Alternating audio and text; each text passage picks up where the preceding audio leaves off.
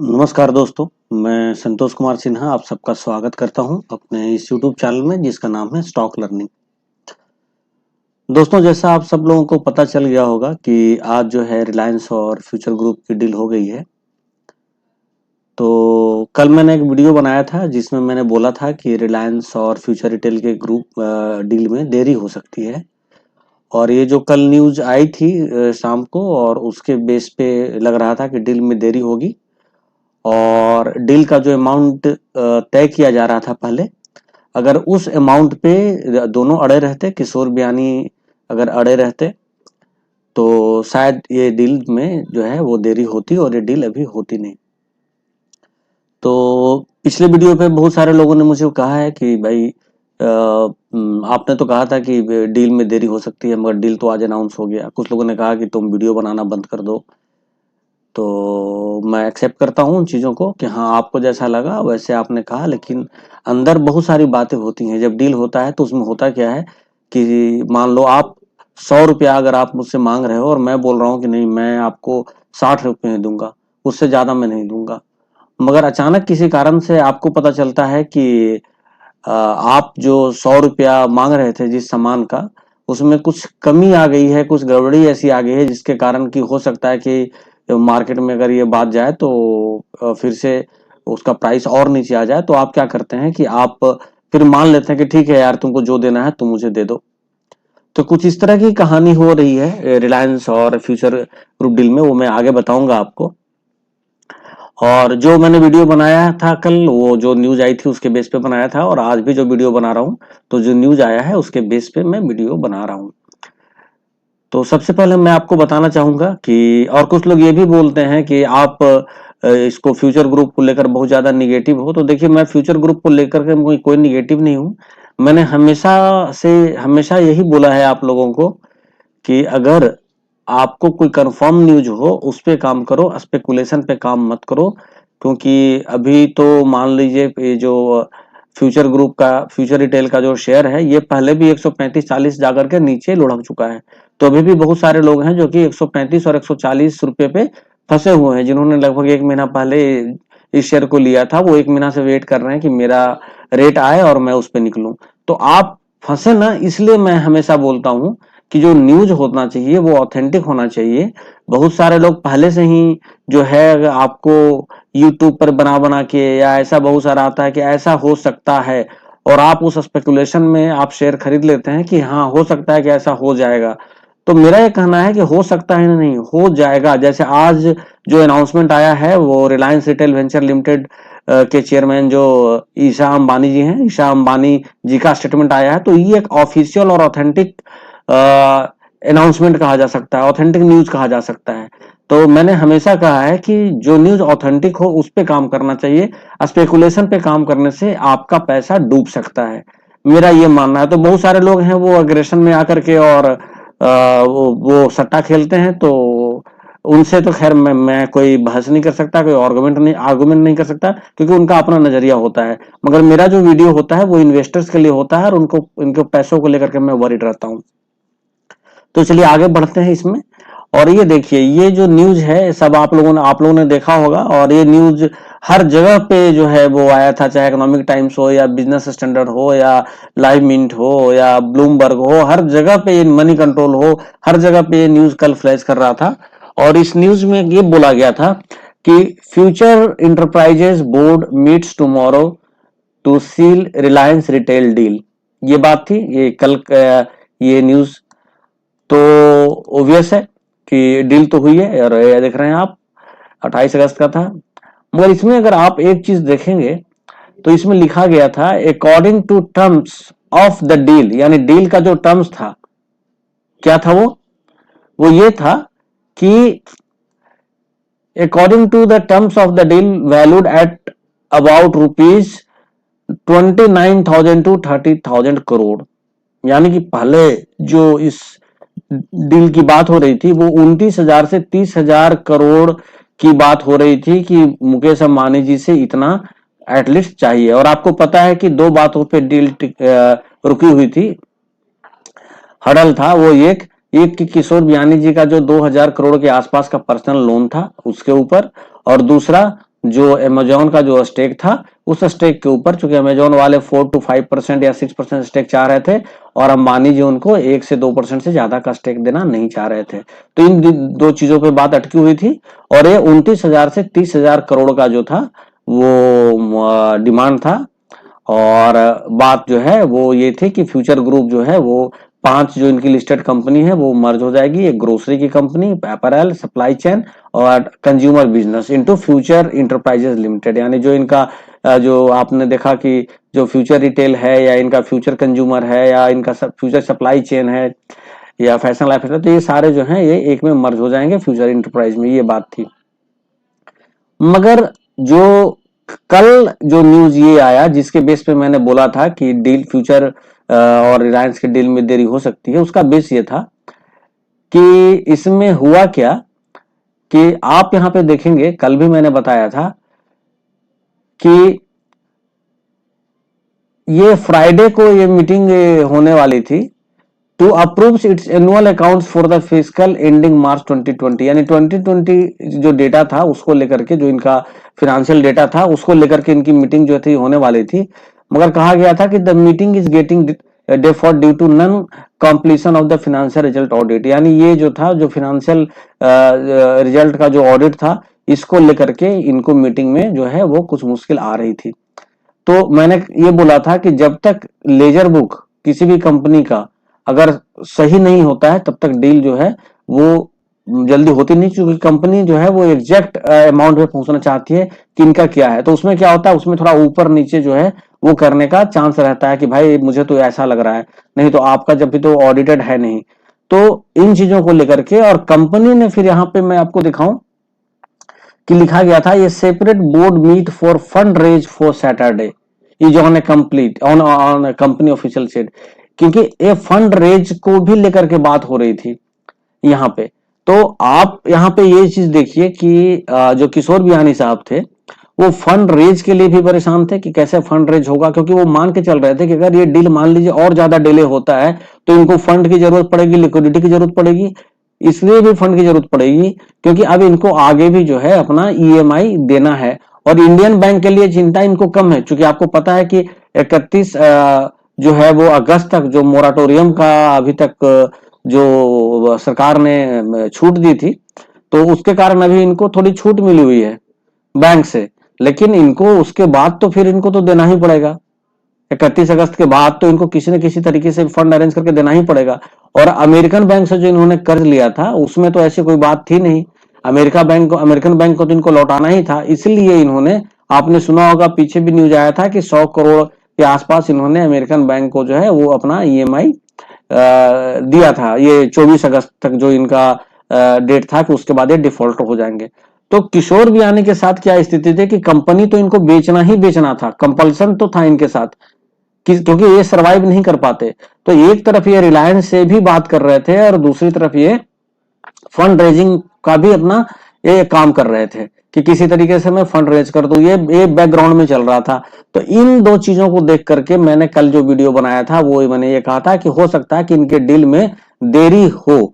लेकिन इसमें हुआ क्या कि जो ये आप देखिए 29 से 30,000 करोड़ के डील की जो बात हो रही थी कि 29 से 30,000 करोड़ में ये डील होगी जो मान रहे थे, ये डील रिलायंस ने इनकी स्थिति को देख करके, मुकेश अंबानी के बारे में पता है आपको, इन्होंने 24,713 करोड़ में ये डील फाइनल कर दिया। मतलब आप ये देख लीजिए कि 5,000 करोड़ के आसपास जो है इन्होंने उनके साथ निगोशिएट कर लिया उनकी स्थिति को देखते हुए, क्योंकि वो भी बेचारे फंड रेज करने का भी सोच रहे थे, डील में भी देरी हो रही थी। और इनके साथ कंडीशन क्या है आप ये देखिए, इस बार जो इन्होंने जो 100 करोड़ का जो ईएमआई चुकाया है फॉरेन बैंक को अपना, वो भी इन्होंने कहीं से फंड रेज करके लोन लेकर के इन्होंने चुकाया है। तो अब वो जो 100 करोड़ जो भी था उसके ऊपर भी इनको डेप देना है कि कोई कहीं कहीं पे तो न्यूज है कि 170 करोड़ इन्होंने उठाया है कर्ज किशोर बियानी ने, तो वो इनके ऊपर बर्डन और आ गया। और अगर इस डील में देरी हो जाती रिलायंस रिटेल के और फ्यूचर के डील में, तो उससे क्या होता, उससे ये होता कि फिर इनका अगला जो ईएमआई है, क्योंकि मोराटोरियम का फायदा इनको इंडिया में मिलेगा, विदेशी बैंक तो इनको देंगे नहीं, तो वो इनके लिए बहुत ज्यादा मुश्किल वाली बात बनी हुई थी किशोर बियानी के लिए, फ्यूचर ग्रुप के लिए। तो ये जो है देख रहे थे कि अगर यहाँ डील अगर देरी हो जाती है फिर से रिलायंस के साथ डील एग्जीक्यूट होने में, तो फिर हमें अगला जो मेरे ऊपर ईएमआई खड़ा हो जाएगा विदेशी बैंक का, वो मैं कहां से दूंगा। तो अंदर की बात आप समझिए। तो ये सारी परेशानियों से निकल रहे थे, वो किशोर बियानी जूझ रहे थे सारी परेशानियों से। और दूसरी बात क्या है कि इन्होंने अभी तक अपना फिनेंशियल जो है वो जो रिजल्ट है वो डिक्लेयर नहीं किया है स्टॉक एक्सचेंज में, सेबी में कोई इन्होंने नहीं बताया है। तो उसके कारण क्या है कि ये भी चाह रहे थे कि 15 सितंबर को तक जो है वो, आपको पता है सेबी ने दिया हुआ है सबको टाइमलाइन की 15, और डेडलाइन भी वही है कि 15 सितंबर तक आपको अपना Q1 का भी रिजल्ट जो है वो डिक्लेयर करना है। अब उस स्थिति में क्या होता, उस स्थिति में ये होता कि अगर Q1 का रिजल्ट या Q4 का, अभी तो इन्होंने दिसंबर 19 तक का ही रिजल्ट पब्लिश किया है मिस्टर किशोर बियानी ने, मतलब फ्यूचर ग्रुप ने। अगर ये मार्च का जो इनका रिजल्ट आता तो आपको पता है कि लॉस बुक करना ही करना था, मतलब लॉस तो बुक कर लिया इन्होंने, इनको रिजल्ट में वो दिखाना था, इनको दिखाते वो कि हाँ मेरा लॉस हुआ है। जून का जो आएगा उसमें भी दिखाते कि मेरा लॉस हुआ है। तो जब इनका लॉस होता और रिलायंस से इनकी डील नहीं होती तो इनका शेयर प्राइस तो नीचे जाता, क्योंकि कोई भी कंपनी जब लॉस बुक करती है तो उसका शेयर प्राइस नीचे जाता है। तो जब शेयर प्राइस नीचे जाता तो इनके शेयर प्राइस को अगर इनके टोटल इक्विटी से आप मल्टीप्लाई करते तो इनका मार्केट कैपिटल भी नीचे जाता, तो इस कंपनी का वैल्यूएशन भी और कम होता चला जाता।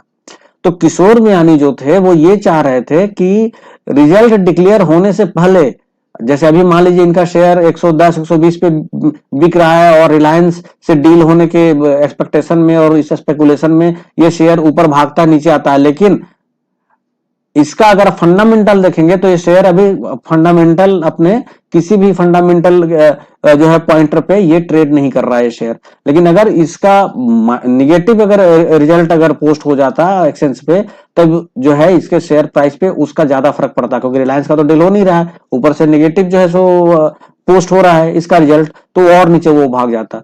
तो ये, और किसी भी कंपनी का जो वैल्यूएशन होता है उसमें उसके मार्केट कैपिटल का एक बहुत बड़ा रोल होता है कि एक कंपनी मिड कैप है, लार्ज कैप है, स्मॉल कैप है, उसके अकॉर्डिंग उस कंपनी का वैल्यूएशन होता है उसके मार्केट कैपिटल को देखते हुए।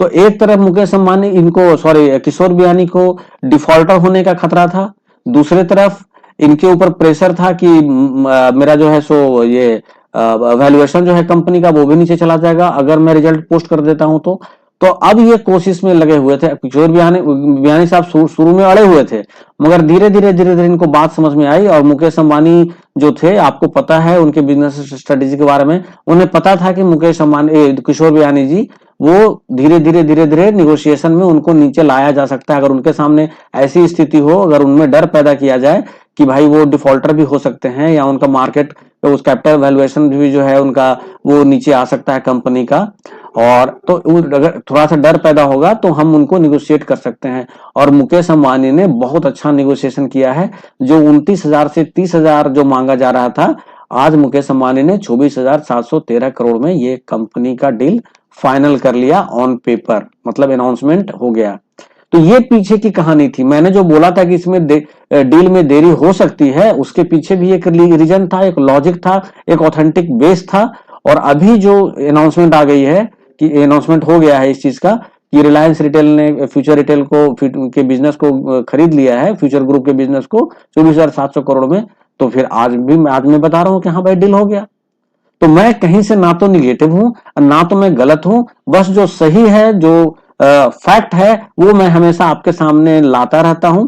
और शायद यही कारण है कि बिना मेरे आप लोगों को अपील किए हुए कि मेरे चैनल को सब्सक्राइब करो, 1 महीने के अंदर में आप लोगों ने जो मुझे प्रेम दिया है, जो प्यार दिया है, शायद उसका यही कारण है कि मैं जो सच्चाई है वो आप सब लोगों के साथ शेयर करता हूं। तो आइए आज बात करते हैं आज के डील के ऊपर कि रिलायंस रिटेल्स ने फ्यूचर ग्रुप के बिजनेस को 24,713 करोड़ में खरीद लिया है। उसके बाद इसके जो फ्यूचर ग्रुप के जो 1800 स्टोर्स हैं, जिसमें कि फ्यूचर ग्रुप का बिग बाजार है, एफबीबी है, इजीडेल है, सेंट्रल है, फूड ऑल फॉर्मेट्स है, ये सब जो है सो जो इनके 420 सिटी में फैला हुआ है। और ये बोला गया है कि the deal drawers the battle lines between Ambani and Amazon. Obvious Amazon तो इनका कॉम्पिटिटर है ही, शुरू से रहा है, तो उसके साथ तो इनका कभी वो होगा नहीं। और उसके बाद फिर अगर नीचे देखें इसमें, तो ये आप आइए, इसमें ये चीज ये लिखा हुआ है कि on 11 June minimum first reported the Reliance retail is, पुरानी बात है कि ये जो है सो ये पहले ये न्यूज आई थी, और तो ये सारे जो हैं ये पुराने ही न्यूज हैं, इसमें ऐसा कुछ नहीं है। तो और ये है in announcement today Future Group said it has merged key companies into Future Enterprise Limited which will be acquired by Reliance Retail Ventures Limited for 24,713 crore, ये पता है। तो ये जो है न्यूज है। और अभी दूसरा न्यूज जो है ये सेम न्यूज है, Reliance retail 22 Kishore Biyani future retail, और हर जगह अब फाइनल हो गया है कि 24,713 करोड़ में जो है ये डील ये फाइनल हुई है। और इसको जो है जो अनाउंसमेंट हुआ है वो अनाउंसमेंट किया है ईशा अंबानी ने।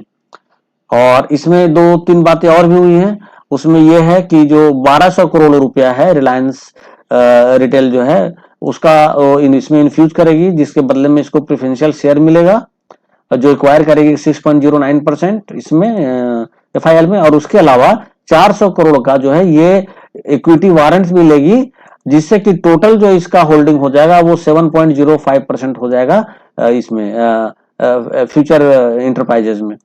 तो ये एक खबर निकल करके आई है, तो इस तरीके से इनका होना है। लेकिन अभी जो है वो ईशा अंबानी जी ने, ये देखिए लिखा हुआ है Isha Ambani directors Reliance Retail venture said. तो ये ऑफिशियल अनाउंसमेंट है, ऑथेंटिक अनाउंसमेंट है कि अब ये डील पे एग्रीमेंट हुआ है। आप समझिए डील एक्सिक्यूट होना, तो जैसे अभी होना है इस पे इनको एक्विजिशन लेना है, मगर एक्विजिशन का इन्होंने अभी ईशा अंबानी ने अनाउंसमेंट किया है।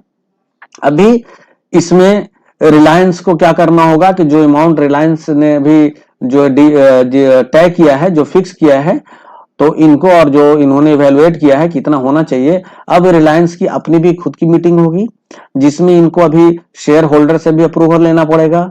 उसके बाद फिर इनको सेबी से भी अप्रूवल लेना पड़ेगा, इनको एनसीएलटी को भी, ये देखिए लिखा हुआ है this acquisition is subject to SEBI CCI NCLT and share holders creditors and other requisite approval. Creditors मतलब जिन्होंने रिलायंस को पैसा दिया है, यानी रिलायंस ने जिनसे पैसा लिया है, रिलायंस जिनके कर्जदार हैं, तो उनसे भी इनको रिलायंस को भी अप्रूवल वगैरह लेना पड़ेगा। It might take time take over होने में, मगर रिलायंस ने अनाउंस कर दिया है कि now Reliance is going to take acquisition in Future Group. तो ये कंफर्म न्यूज है। अब जितना टाइम लगे इसको एग्जीक्यूट करने में ये है। अब यहाँ पे आगे जो इनकी चर्चा होगी वो चर्चा इस बात को लेकर के होगी कि अब जो फ्यूचर ग्रुप का जो भी फ्यूचर रिटेल का इक्विटी है या फ्यूचर कंज्यूमर का इक्विटी है, ये सारे जो इक्विटीज हैं, अब उन इक्विटीज का क्या होगा। अब उनकी इक्विटीज की स्वैपिंग होगी, स्वैपिंग किसके साथ, तो अब देखना यह है कि अगर रिलायंस के शेयर के साथ अगर स्वैपिंग होता है तो स्वैपिंग का रेशियो डिफाइन होता है। तो वो रेशियो क्या होगा, कितने फ्यूचर ग्रुप के शेयर पे या कितने फ्यूचर इंटरप्राइजेज लिमिटेड के इक्विटी पे रिलायंस का इक्विटी मिलेगा। तो ये स्वैपिंग रेशियो वगैरह भी जो है वो होना है। तो अभी इसमें थोड़ा टाइम लगेगा, मगर एक अच्छा न्यूज है, इससे रिलायंस रिटेल का जो दायरा है वो भी काफी ज्यादा बढ़ेगा। और जो फ्यूचर ग्रुप कंपनी जो डिफॉल्टर होने की स्थिति में थी और ऑपरेशन इसका ऑलमोस्ट बंद हो जाता, अब उसका भी ऑपरेशन बंद नहीं होगा। और अब रिलायंस जो है, जब इसमें आने के बाद आपको पता है किशोर बियानी जो थे वो रिटेल किंग कहे जाते थे इंडिया में। अब रिटेल किंग का जो सारा कारोबार है वो मुकेश अंबानी जी ले लिए, मुकेश अंबानी ने ले लिया, तो मुकेश अंबानी जी जो है वो नए रिटेल किंग कहलाएंगे। बाकी टेलीकॉम में तो है ही, रिटेल में आ गए, नेटमेट्स वगैरह भी इन्होंने ले लिया ऑनलाइन के लिए, आलोक इंडस्ट्रीज को भी इन्होंने ले लिया। आलोक इंडस्ट्रीज को भी इससे फायदा होगा, क्योंकि आलोक इंडस्ट्रीज के भी आप तो बिग बाजार में जाते हैं तो आप देखते हैं कपड़े वगैरह भी बिकते हैं, सारा कुछ ये चीज होता है। तो आलोक का भी हो सकता है कि कुछ जो कपड़े का अगर ये ब्रांडिंग करती है आलोक इंडस्ट्रीज, तो हो सकता है कि वो भी उसमें स्टोर पे बिके। तो ये मिला जुला करके बहुत अच्छा न्यूज है। और उन सारे निवेशकों के लिए जिन्होंने फ्यूचर रिटेल में अपना निवेश कर रखा था काफी दिनों से, इस उम्मीद में, इस आशा में कि रिलायंस फ्यूचर ग्रुप को लेगी तो हमें फायदा होगा, तो शायद हो सकता है कि मंडे को शेयर में एक तेजी देखने को मिले और आगे भी कुछ दिनों तक शायद तेजी देखने को मिले इस न्यूज के लिए, क्योंकि एक अच्छी न्यूज है फ्यूचर ग्रुप के लिए। तो इसी के साथ मैं, जो मुझे लगा कि ये कल जो मैंने वीडियो बनाया था उसमें मैंने कहा था कि देरी हो सकती है, मगर आज ये न्यूज आ गई तो मैंने सोचा कि मैं ये भी आप लोगों को बता दूं। कल का भी न्यूज गलत नहीं था। कल जिस तरह का सिचुएशन था उसके हिसाब से मैंने बनाया, मगर इन्होंने उसका फायदा उठा लिया कि अगर देरी होगी तो इसमें फ्यूचर ग्रुप को नुकसान हो सकता है, तो सीधे 29,000 30,000 करोड़ का डील अंबानी जी ने 24,731 करोड़ रुपए कर लिया। तो कल का भी न्यूज सही था मेरा, आज का भी जो है आप देख रहे हैं हर जगह पे आया है। तो इसी के साथ मैं आप सबसे विदा लेता हूं। नमस्कार, जय हिंद, जय भारत, वंदे मातरम।